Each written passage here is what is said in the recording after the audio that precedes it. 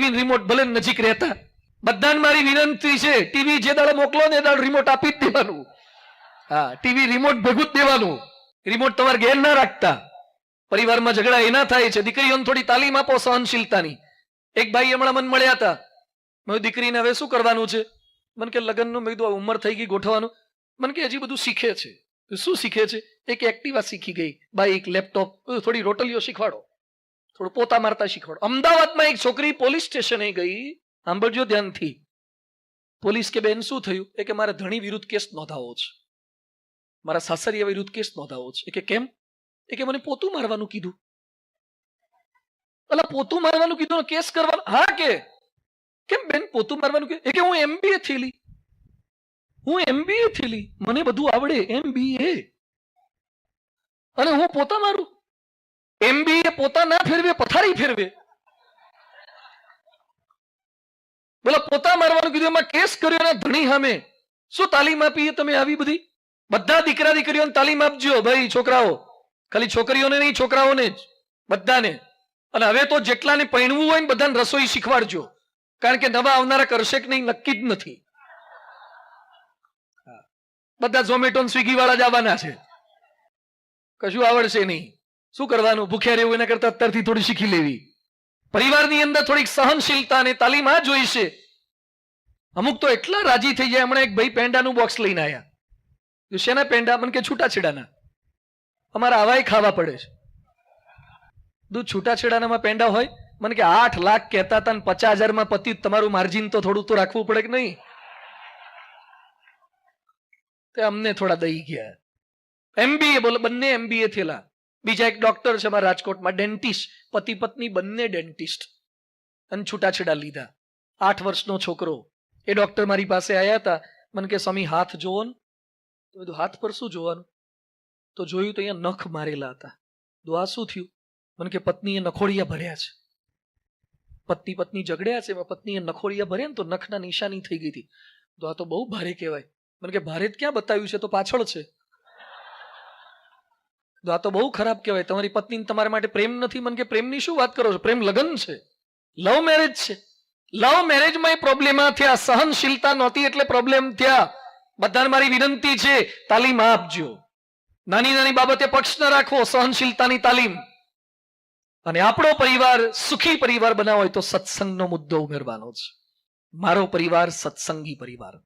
તમે સ્વામિનારાયણને માનો કે ન માનો, હું નથી કહેતો બધા તિલક ચાંદલો કરતા થઈ જાઓ કે બધા કંઠીમાળા બદલી નાખો, પણ તમારે સુખી થવું છે, આદર્શ પરિવાર બનાવવો છે, સારા પતિ થવું છે, સારા પત્ની થવું છે, બાળકોને સુખી કરવા છે, તો પ્રમુખ સ્વામી મહારાજે બતાવેલા રસ્તા પર ચાલો તો સુખી થવાશે.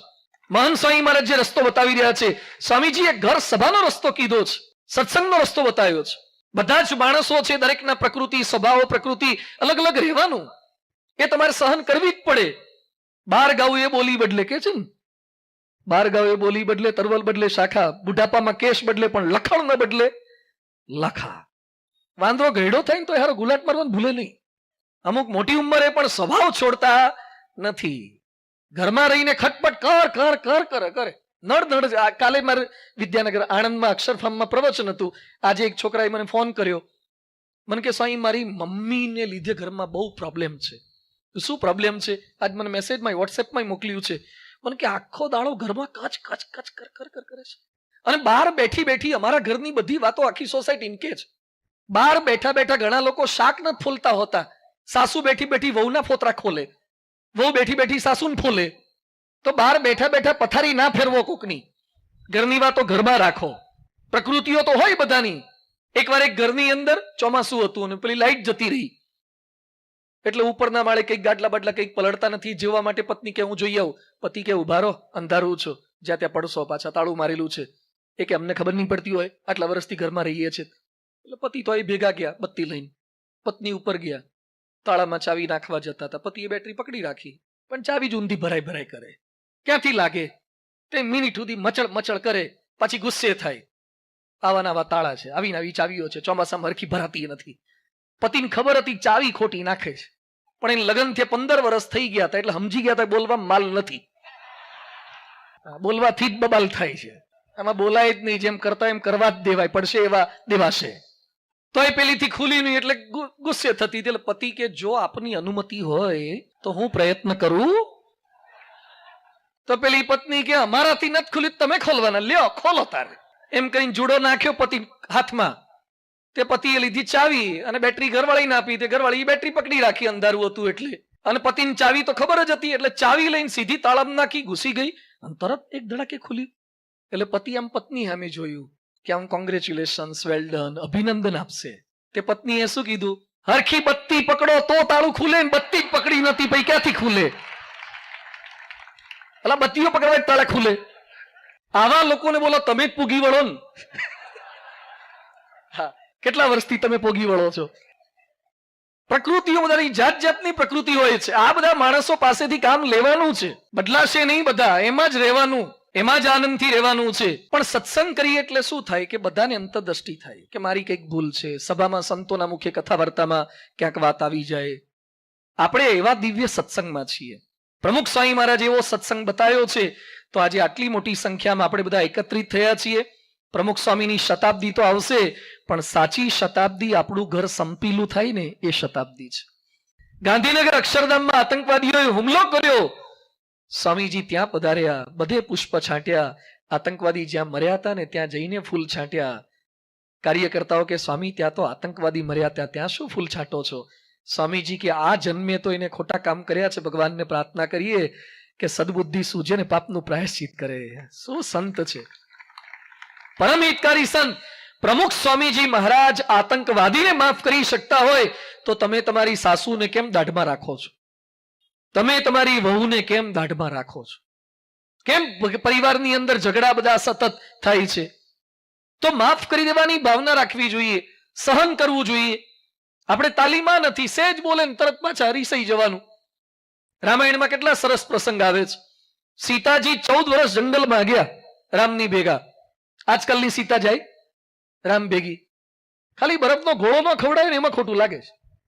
તમને ઘોડો ન ખવડાયો, 1 BHK માં 2 BHK માં રહે ને તો એ સીતા કહેવાય ને.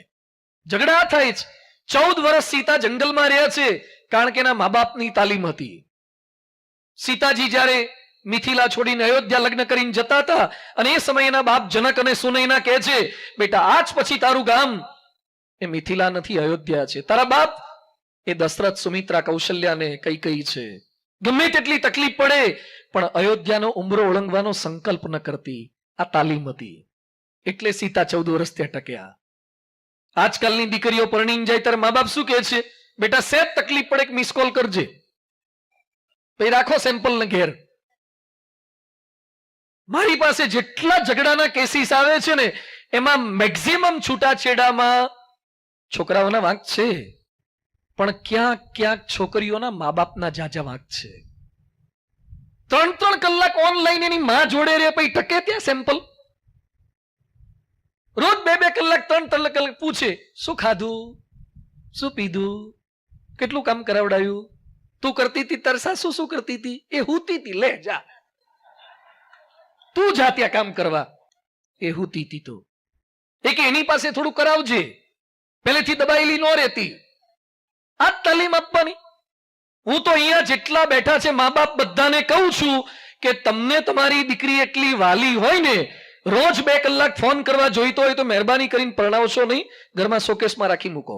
રાખી જ મૂકો, તમારે ઘેર જ રાખો. એને મોકલશો જ નહીં. એને બહાર મોકલો છો થોડી તૈયારી આપો ને યાર.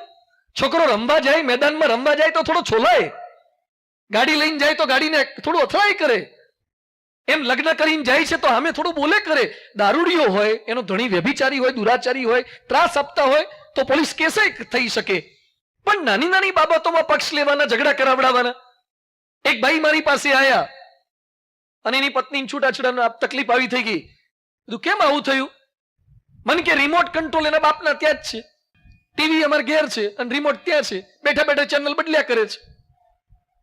એ કે ત્યાં બેઠા બેઠા અહીંયા ચેનલ બદલાય. તમે શું કર્યું? પછી કે જ્યાં રિમોટ હતું તે ટીવી મૂકી આવ્યો, ભલે કે કવરેજમાં પ્રોબ્લેમ ન થાય. એ કે અમને ખબર નહીં પડતી હોય, આટલા વર્ષથી ઘરમાં રહીએ છીએ. એટલે પતિ તો એ ભેગા ગયા બત્તી લઈને, પત્ની ઉપર ગયા, તાળામાં ચાવી નાખવા જતા હતા. પતિએ બેટરી પકડી રાખી પણ ચાવી જ ઊંધી ભરાઈ કરે. ક્યાંથી લાગે? તે મિનિટ સુધી મચળ મચળ કરે, પાછી ગુસ્સે થાય. આવાના આવા તાળા છે, આવીને આવી ચાવીઓ છે, ચોમાસામાં હરખી ભરાતી નથી. પતિને ખબર હતી ચાવી ખોટી નાખે છે, પણ એને લગ્ન થયા 15 વર્ષ થઈ ગયા હતા એટલે સમજી ગયા હતા બોલવા માલ નથી, બોલવાથી જ બબાલ થાય છે. આમાં બોલાય જ નહીં, જેમ કરતા એમ કરવા જ દેવાય, પડશે એવા દેવાશે. તો એ પેલીથી ખુલી નહીં એટલે ગુસ્સે થતી. એટલે પતિ કે જો આપની અનુમતિ હોય તો હું પ્રયત્ન કરું. તો પેલી પત્ની કે અમારાથી નથી ખુલ્યું, તમે ખોલવાના, લ્યો ખોલો તારે. એમ કહીને જુડો નાખ્યો પતિ હાથમાં. તે પતિએ લીધી ચાવી અને બેટરી ઘરવાળીને આપી. તે ઘરવાળી બેટરી પકડી રાખી, અંધારું હતું એટલે. અને પતિની ચાવી તો ખબર જ હતી એટલે ચાવી લઈને સીધી તાળામાં નાખી, ઘૂસી ગઈ અને તરત એક ધડાકે ખુલ્યું. એટલે પતિ આમ પત્ની સામે જોયું કે આમ કોંગ્રેચ્યુલેશન્સ, વેલ ડન, અભિનંદન આપશે. તે પત્નીએ શું કીધું, હરખી બત્તી પકડો તો તાળું ખુલે, બત્તી જ પકડી નથી પછી ક્યાંથી ખુલે? એટલે બત્તીઓ પકડવા જ તાળા ખુલે. આવા લોકોને બોલો તમે જ પૂગી વળો ને. હા, કેટલા વર્ષથી તમે પોગી વળો છો? પ્રકૃતિઓ બધાની જાત જાતની પ્રકૃતિ હોય છે. આ બધા માણસો પાસેથી કામ લેવાનું છે, બદલાશે નહીં બધા, એમાં જ રહેવાનું, એમાં જ આનંદથી રહેવાનું છે. પણ સત્સંગ કરીએ એટલે શું થાય કે બધાને અંતરદ્રષ્ટિ થાય કે મારી કંઈક ભૂલ છે. સભામાં સંતોના મુખ્ય કથા વાર્તામાં ક્યાંક વાત આવી જાય. આપણે એવા દિવ્ય સત્સંગમાં છીએ. પ્રમુખ સ્વામી મહારાજ એવો સત્સંગ બતાવ્યો છે. તો આજે આટલી મોટી સંખ્યામાં આપણે બધા એકત્રિત થયા છીએ. પ્રમુખ સ્વામીની શતાબ્દી તો આવશે, પણ સાચી શતાબ્દી આપણું ઘર સંપીલું થાય ને એ શતાબ્દી છે.